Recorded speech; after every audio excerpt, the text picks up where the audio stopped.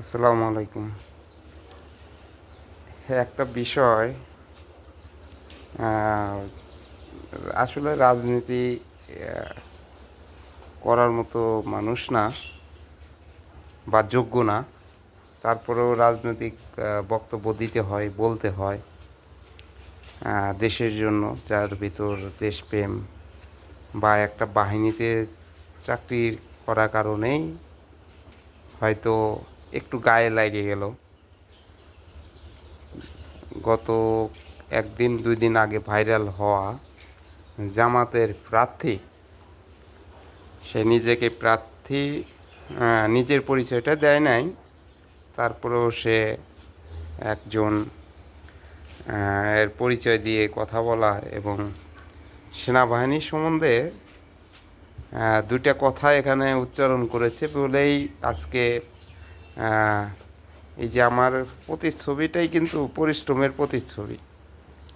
তো বাংলাদেশ সেনাবাহিনী দেশের সার্বভৌমত্ব রক্ষাতে যে পরিশ্রম করে, এই জায়গা থেকে বা দেশের স্বার্থে যে পরিশ্রমটা করে থাকে, হ্যাঁ, বিনিময়ে হয়তো পরিবারের অর্থ যোগান বা পেটের দায়ে আহ, করে থাকে, কিন্তু পেটের দায়ে কিন্তু অন্যান্য চাকরি, অন্যান্য জব থাকে।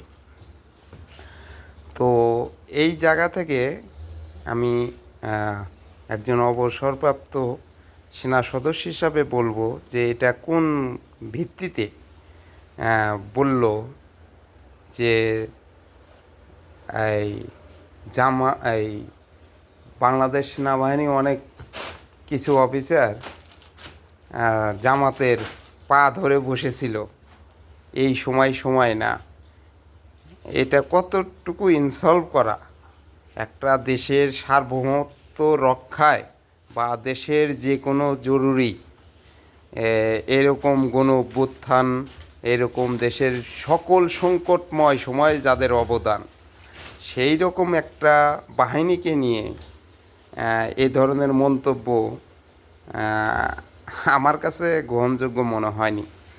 তো আমি বাংলাদেশ সেনাবাহিনী অবসরপ্রাপ্ত রাওয়াতে যে আহ, আমাদের সংস্থা আছে বা বিভিন্ন অবসরপ্রাপ্ত কল্যাণ সংস্থার জায়গা থেকে এবং নিজেও সেনা সদস্যের জায়গা থেকে এর সুস্পষ্ট জবাব বাংলাদেশ সেনাবাহিনী প্রধান বা বাংলাদেশ সেনাবাহিনী কে দিতে হবে। তা না হলে এই যে এই কথাগুলোর যে একটা কি বলে এটাকে, এটার যে প্রতিক্রিয়া, এই প্রতিক্রিয়াগুলো খুব খারাপ অবস্থানে যাবে বলে আমি মনে করি। সর্বদা বাংলাদেশ সেনাবাহিনী দেশের তরে, মানুষের জন্য, দেশের ভূমির জন্য, দেশের বিভিন্ন সংকটময় সময়ে নিজের অবস্থান সুস্পষ্ট করার বিধান রাখে। আমি এইটুকুই প্রশ্নবিদ্ধ যে একজন দেশের জনগণের ভোটে নির্বাচিত হওয়ার ক্ষেত্রে জায়গা থেকে এরকম একটা বাহিনীকে নিয়ে এ ধরনের মন্তব্য করা কতটুকু শোচনীয় স্বভাব হয়েছে, এটা প্রশ্ন।